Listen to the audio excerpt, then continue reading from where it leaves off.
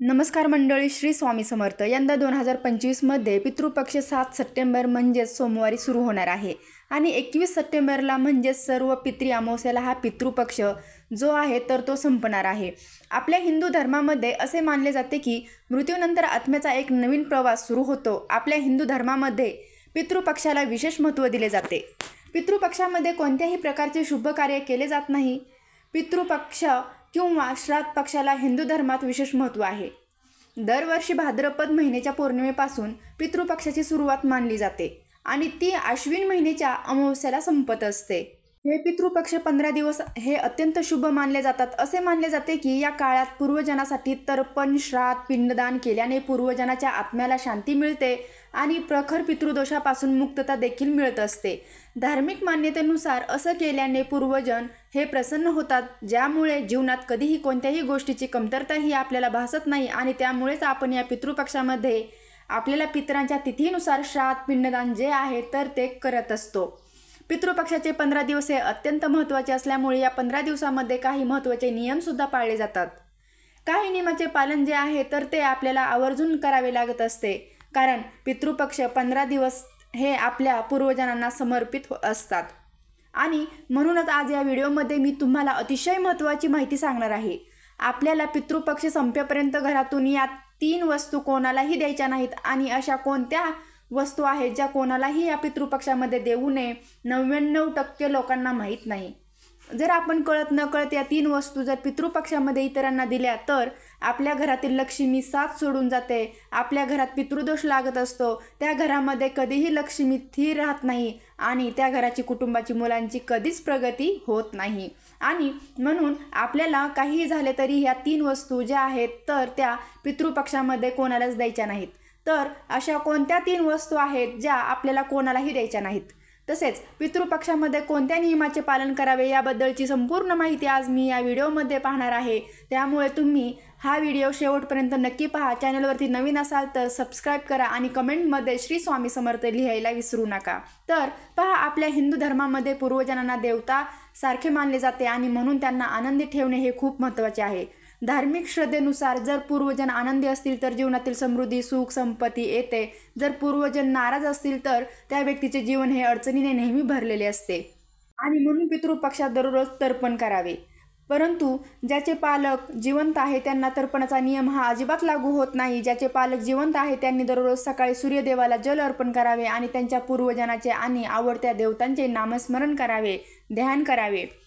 जर आई वडील ह्यात नसतील किंवा दोघांपैकी एक ह्यात नसेल म्हणजे जिवंत नसेल तर त्यांनी पितृपक्षात दररोज दक्षिणेकडे तोंड करून तर्पण द्यावे. तर्पण नेहमी पाण्यात दूध आणि तीळ मिसळून द्यायचे आहे. जे काळे तीळ असतात तर ते घालून तुम्हाला दक्षिणेकडे तोंड करून तर्पण द्यायचं असतं. या पितृपक्षामध्ये आपले पूर्वजन जे असतात तर ते मृत्यू लोकातून पृथ्वीवरती येत असतात आणि ते कोणत्या ना कोणत्या रूपामध्ये आपल्या आजूबाजूलाच असतात. म्हणून या पितृपक्षामध्ये दररोज पहिली भाकरी जी आहे तर ती गाईला खाऊ घाला. असं केल्याने देवी देवतांचा आशीर्वाद मिळत असतो. शास्त्रामध्ये असे म्हटले आहे की पितृपक्षात पूर्ण भक्तीने गाईला चारा किंवा चपाती खाऊ घातली तर श्राद्ध कर्माचे फळ प्राप्त होते आणि पितृ जे आहे तर ते संतुष्ट होऊन आपल्याला सुखी संसाराचे आशीर्वाद देत असतात. पितृपक्षामध्ये दररोज सकाळी आणि संध्याकाळी दक्षिणेकडे तोंड करून पूर्वजनाच्या नावाने एक दिवा हा आवर्जून लावावा, कारण दक्षिण दिशा जी असते तर ती पूर्वजनांची दिशा मानली जाते आणि आपले पूर्वजन हे पितृपक्षात दक्षिण दिशेकडून पृथ्वीवरील त्यांच्या नातेवाईकाकडे येत असतात. ज्या दिवशी पूर्वजनांचा श्राद्ध सोहळा केला जातो त्या दिवशी दक्षिणेकडे तोंड करून पूर्वजनांना आवाहन केले जाते. पितृपक्षामध्ये मांसाहार, मद्यपान हे आवर्जून टाळावे. यज्ञ, अनुष्ठान किंवा इतर धार्मिक कार्यसुद्धा पितृपक्षामध्ये करू नये. जसे की नवीन घर खरेदी करू नये, जमीन खरेदी करू नये, वाहन घ्यायचं असेल किंवा कपडे दागिने असतात ते सुद्धा पितृपक्षामध्ये खरेदी करू नये. बऱ्याच वेळा पितृपक्षामध्ये सोन्याचे भाव हे खूप कमी होतात आणि अशा वेळी आपण सोन्याची खरेदी करत असतो, परंतु पितृपक्षामध्ये सोने खरेदी करणे हे पूर्णपणे वर्ज मानले जाते. पितृपक्षामध्ये आपण जे काही खरेदी करतो तर ते आपल्या पूर्वजांना, पितरांना समर्पित होत असते. म्हणून त्याचा लाभ जो आहे तर तो आपल्याला मिळत नाही. म्हणून यासारख्या महत्त्वाच्या गोष्टी ज्या आहेत तर त्या पितृपक्षामध्ये अजिबात करू नका. तसेच या पितृपक्षामध्ये दाढी, केस कापणे आवर्जून टाळावे. राग करू नये. तसेच नकारात्मक भावना ज्या आहेत तर त्या सुद्धा आपल्या मनामध्ये अजिबात आणायच्या नाहीत, कांदा आणि लसूण याचा वापर सुद्धा करू नये. जर आपण पितृपक्षामध्ये कांदा आणि लसूण जर सेवन केलं तर आपल्याला राग जो आहे तर तो वाढत असतो. आपल्या रागावर नियंत्रण राहत नाही आणि आपल्या हातातून काहीतरी चुका होत असतात. म्हणून असं म्हटलं जातं की पितृपक्षामध्ये कांदा आणि लसूण हा पूर्णपणे वर्ज्य ठेवावा. तसेच पितृपक्षामध्ये जर तुम्ही एखाद्या देवाला जायचं किंवा विचार करत असाल तर देवस्थान जे आहे तर तेथेच भेट देणे आवर्जून टाळावे. तसेच घराची दुरुस्ती करण्याचे काम सुद्धा पितृपक्षामध्ये करू नये, कारण पितृपक्षामध्ये आपले पूर्वजन जे असतात तर ते कोणत्या न कोणत्या रूपात आपल्या घरी येत असतात. मग त्या मुंग्या असेल किंवा इतर कुठलेही किडे असतील तर त्यांच्या रूपामध्ये ते येत असतात आणि तेव्हा आपण घराचं काम करत असतो तेव्हा आपल्या हातून त्या मुंग्या किंवा इतर काही जीवजंतू असतात तर ते मरण पावतात आणि म्हणून पितृपक्षामध्ये घराची दुरुस्ती करू नये असे म्हटले जाते. पुराण आणि हिंदू धर्मानुसार पितृलोकांचा एक दिवस पृथ्वीवरील 1 वर्षाच्या बरोबरीचा असतो. जेथे वेगवेगळ्या जगात काळाची गती वेगळी मानली जाते आणि शास्त्रानुसार पितृलोक हे असे स्थान मानले जाते जेथे मृत्यूनंतर काही काळ आत्मा राहतात.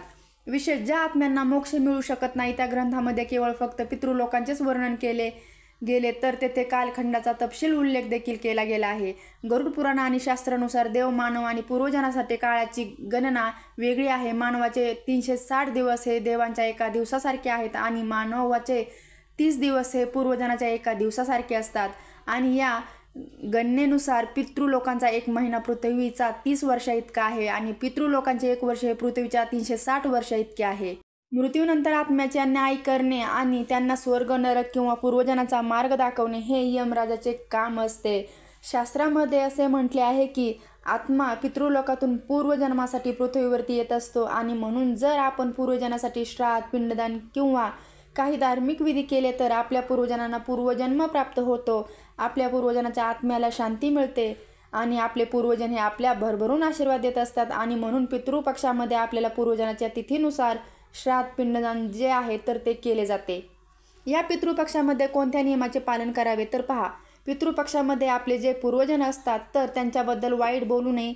बऱ्याच वेळा आपण आपल्या पूर्वजनाबद्दल आपण काहीतरी वाईट गोष्टी बोलत असतो कारण त्या काळामध्ये काहीतरी अशा गोष्टी घडलेल्या असतात आणि म्हणून आपण काहीतरी वाईट बोलत असतो त्यांच्याबद्दल. परंतु पितृपक्षामध्ये आपल्या पूर्वजनाबद्दल कोणतीही वाईट गोष्टी ज्या आहेत तर त्या बोलू नये. तसेच या पितृपक्षाच्या दिवसामध्ये कांदा, लसूण, मांसाहार, मद्य इत्यादीचे सेवन अजिबात करायचं नाही आपल्याला येथे. तसेच घरातील वडीलधाऱ्यांना आणि पूर्वजनाचा अपमान अजिबात करायचा नाही. त्याचबरोबर पितृपक्षामध्ये शुभ कार्य, मुंडन, लग्न, गृहप्रवेश, नामकरण इत्यादी धार्मिक विधीसुद्धा आपल्याला ह्या महिन्यामध्ये करायच्या नाहीत. पितृपक्षाच्या काळात अशुभ गोष्टी ज्या आहेत तर त्या आवर्जून टाळाव्या. या पितृपक्षामध्ये काही लोक नवीन कपडे खरेदी करतात परंतु पितृपक्षामध्ये नवीन कपडे परिधान करणे किंवा खरेदी करणे अशुभ मानले जाते. तसेच पितृपक्षामध्ये चुकूनही पीठ, धान्य जे आहे तर ते खरेदी करू नका. पितृपक्ष लागण्या अगोदरच तुम्हाला जे काही धान्य आहे तर ते दळून घरामध्ये आणायचे आहेत, परंतु पितृपक्षामध्ये पीठ किंवा धान्य जे आहे तर ते खरेदी करू नका, आणू नका. ते आपल्या पितरांना समर्पित होत असतं. त्याचबरोबर पितृपक्षामध्ये चुकूनही झाडू खरेदी करू नका. जर आपण झाडू खरेदी केला तर आपली धनहानी होऊ शकते. आपल्या घरातील लक्ष्मी ही नष्ट होऊ शकते. घरात गरिबी आणि दरिद्रता येत असते आणि म्हणून पितृपक्षामध्ये चुकून ही झाडूची खरेदी आपल्याला अजिबात तिथे करायची नाही. त्याचबरोबर पितृपक्षामध्ये चुकूनही मोहरीचे तेल जे आहे तर ते सुद्धा आपल्याला खरेदी करायचं नाही. मोहरीचे तेल हे शनिग्रहणाचे प्रतीक मानले जाते आणि जर आपण पितृपक्षामध्ये मोहरीचं तेल खरेदी केलं तर शनीचा अशुभ प्रभाव जो आहे तर तो आपल्यावरती पडत असतो आणि यामुळे आपल्या घरातील जीवनातील कटकटी होऊ लागतात. तसेच पितृपक्षामध्ये शिळं अन्न खाऊ नये. व्यतिरिक्त चणे, मसूर डाळ, साग, सातू, जिरे, मुळी, त्याचबरोबर काळे मीठ, काकडी, दुधी भोपळा याचे सेवन आपल्याला आवर्जून टाळावे. त्याचबरोबर पितृपक्षाची समाप्ती होईपर्यंत तुम्हाला तुमच्या घरातील या 3 वस्तू ज्या आहेत तर त्या अजिबात कोणाला द्यायच्या नाहीत. ती व्यक्ती तुमच्या कितीही जवळची असेल तरीसुद्धा त्या ज्या वस्तू आहेत तर त्या तुम्हाला अजिबात कोणाला द्यायच्या नाहीत. त्यामध्ये सर्वात पहिली आणि महत्त्वाची वस्तू आहे ते म्हणजे उसने पैसे. तर पितृपक्षामध्ये कधीही कोणालाही उसने पैसे देऊ नका किंवा कोणाकडून उसने पैसेसुद्धा तुम्ही घ्यायचे नाहीत किंवा कर्ज देखील तुम्हाला पितृपक्षामध्ये आपल्याला अजिबात येथे घ्यायचं नाही. जर आपण पितृपक्षामध्ये पैशाची देवाणघेवाण केली असेल, उसने पैसे दिले किंवा उसने पैसे घेतले असतील, आपल्या घरातील लक्ष्मी ही साथ सोडून जाते. घरातून लक्ष्मी ही कायमचीच निघून जाते. आपली धनहानी होते फक्त इथे आणि आपल्याला आर्थिक समस्यांना सामोरे जावे लागत असते. म्हणून पितृपक्षामध्ये चुकूनही तुम्ही पैसे जे आहेत तर ते कोणाला उधार देऊ नका. यानंतर पुढची वस्तू आहे ती म्हणजे कुशा हे सर्वांनाच माहीत आहे, ज्यामध्ये आपण पितरांना तर्पण करत असतो. त्यावेळी कुशा म्हणजेच कुशाचा वापर आहे तर तो आवर्जून केला जातो. कुशाशिवाय पूर्वजांचे म्हणजेच पितरांचे तर्पणसुद्धा पूर्ण होत नाही, ते अपूर्ण मानले जाते. कुशा म्हणजे आपण त्याला हराळी, गवत, दुर्वा असं म्हणतो. त्यामुळे आपल्या घरातील कुशा जी आहे तर ती चुकूनही कोणाला द्यायची नाही. कोणाकडे नसेल तर काय होतं की एखादी व्यक्ती जी असते ती आपल्या शेजारची, तर ती आपल्याकडे मागण्यासाठी येतात, पण चुकूनही आपल्या घरातील कुशी जी आहे तर ती चुकूनही कोणाला देऊ नका. यानंतर पुढची वस्तू आहे ते म्हणजे तांदूळ. बघा, पितृपक्षामध्ये दान करणे हे सर्वश्रेष्ठ मानले जाते. पितृपक्षामध्ये दान केले तर त्याचा आपल्याला दुपटीने फळ प्राप्त होते, परंतु दान करताना आपल्याला पैशासोबतच तांदळाचे दान सुद्धा करायचे नाहीत. तांदूळ जे आहे तर ते चुकूनही कोणाला आपल्याला द्यायचे नाहीत, कारण पितृपक्षामध्ये तांदळाची आपण खीर बनवतो, दही भात बनवत असतो आणि ते पूर्णपणे आपल्याला पूर्वजांना समर्पित असते. यामुळे शक्यतो तुम्हाला या पितृपक्षामध्ये 15 दिवसामध्ये कोणालाही तांदूळ जे असतात तर ते द्यायचे नाहीत.